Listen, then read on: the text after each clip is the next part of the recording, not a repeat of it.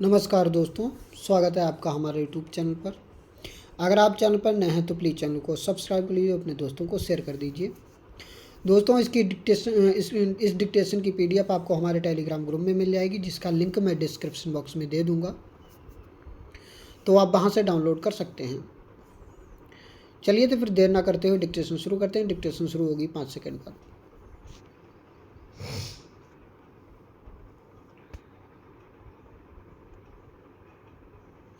Start. सभापति जी, रूढ़िवादिता का सामना करने के लिए वैज्ञानिक दृष्टिकोण विकसित करने के लिए भागीदारी तथा जनसंख्या संबंधी शिक्षा और स्वास्थ्य एवं परिवार कल्याण कार्यक्रमों को प्रश्रय देने के लिए लोगों की चेतना में परिवर्तन लाने के लिए शिक्षित युवा पीढ़ी का उपयोग। यह कतिपय उदाहरण ही हैं, लेकिन इनके अंतर्गत आने वाली गतिविधियां वास्तव में बहुत व्यापक हैं। साधनों के अभाव के कारण निसंदेह अनेक कठिनाइयां हैं। समूची राष्ट्रीय नीतियों के ढांचे में इन अवरोधों को यथासंभव दूर करना हमारा लक्ष्य रहा है। शिक्षा इस दृष्टि से अभी हमारे लिए सर्वाधिक महत्वपूर्ण क्षेत्र बना हुआ है। शैक्षिक संस्थाओं की आवश्यकताओं की ओर हमें ध्यान देना होगा, क्योंकि शिक्षा में निवेश ही देश के विकास से अभिन्न रूप से जुड़े मानव संसाधन विकास का आधार है। राष्ट्रीय साक्षरता मिशन के अंतर्गत पूरे देश में निरक्षरता उन्मूलन के लिए एक विशाल कार्यक्रम शुरू हो चुका है। जिन जिलों में मिशन अपने कार्यक्रम चला रहा है, वहाँ पर विश्वविद्यालय अपने युवाओं की शक्ति को इस ओर लगा सकते हैं। युवा क्रियाकलापों को इस क्षेत्र में सर्वाधिक महत्वपूर्ण पहलू जनसमूह को आधारभूत साक्षरता की शिक्षा देने वाले ज्ञान केंद्रों में सम्मिलित होने के लिए उत्साहित करने हेतु उपयुक्त वातावरण का निर्माण होना चाहिए। वातावरण के निर्माण का मतलब है कि एक ऐसी संस्कृति का विकास जिसमें लोगों में लिखना, पढ़ना, सीखने की लालसा उत्पन्न हो, ताकि वे साक्षरता प्राप्त करने वालों को पहली सीढ़ी में शामिल हों। वातावरण निर्माण के काम के अतिरिक्त ज्ञान देना, विभिन्न श्रेणियों के प्रशिक्षकों, मुख्य दिशा देने वाले व्यक्तियों, कुशल प्रशिक्षकों और स्वयंसेवी शिक्षकों की मांग भी बढ़ती जा रही है।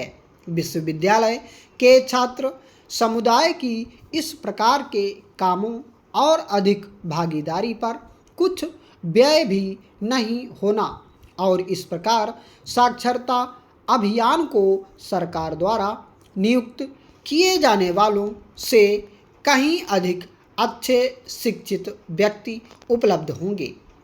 विश्वविद्यालय के छात्र इस प्रकार जो स्वेच्छा से सेवा करेंगे, इसकी गुणवत्ता उससे कहीं अच्छी होगी, जो कि वेतन पर काम कर रहे अपेक्षाकृत कम शिक्षित लोगों से मिलेगा। इन्हीं कारणों से यह अत्यंत महत्वपूर्ण है कि युवा पीढ़ी को और अधिक आभास इस बात का हो कि राष्ट्रीय साक्षरता अभियान में उनकी सेवाओं की कितनी भारी आवश्यकता है। देश में व्यापक रूप से चारों ओर फैली अज्ञानता में विश्वविद्यालय ज्ञान सेतु की भूमिका निभाते हैं। उपाध्यक्ष महोदय, हमारे देश में पंचायती राज का कितना महत्व है, इसे सभी जानते हैं, क्योंकि इसका हजारों वर्ष पुराना इतिहास रहा है।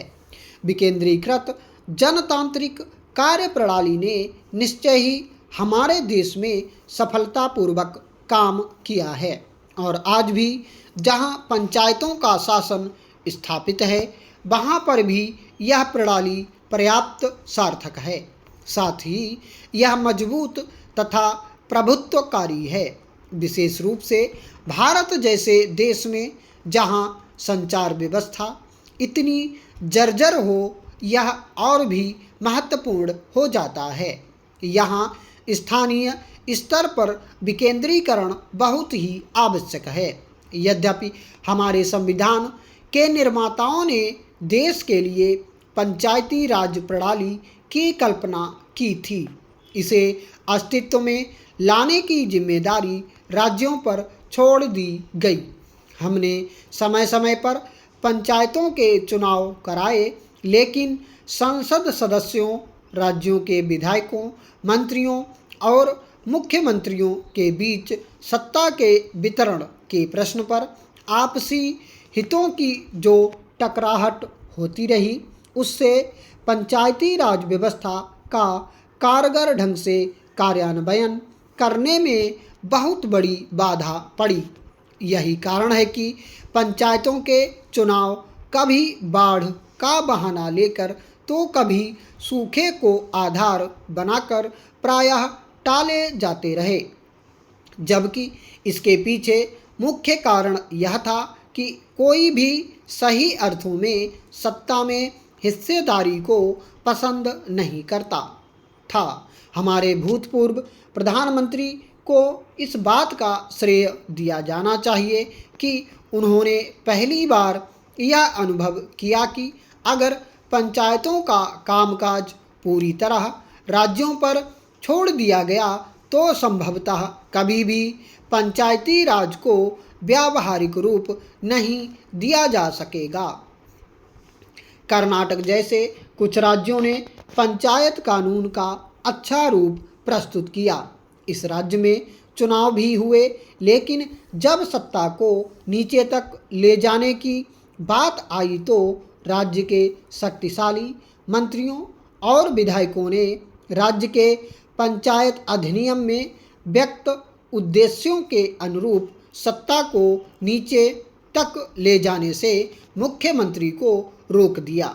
संवैधानिक संशोधन के बाद अब यह सभी राज्यों के लिए अनिवार्य हो गया है कि वे हर 5 वर्ष बाद पंचायत के चुनाव कराएं और कानून अनुसार सत्ता को नीचे के स्तर तक ले जाएं। जिस समय यह संविधान संशोधन पारित हुआ, मैं एक सांसद था और सौभाग्यवश मैं उस समिति का सदस्य भी था जिसने इस संशोधन को तैयार किया था।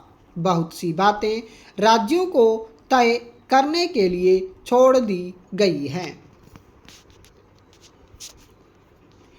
उपाध्यक्ष महोदय, मेरी व्यक्तिगत राय है कि सत्ता और अधिकार के संबंध में और भी अधिक स्पष्ट विभाजन रेखा होनी चाहिए थी ताकि राज्य सरकारों को बचाव का कोई रास्ता न मिल सके।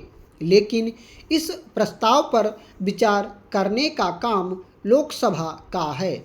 मध्य प्रदेश जैसे राज्य में 30,000 पंचायतों और 2 लाख से अधिक पंचों का चुनाव कराना बहुत बड़ा काम था।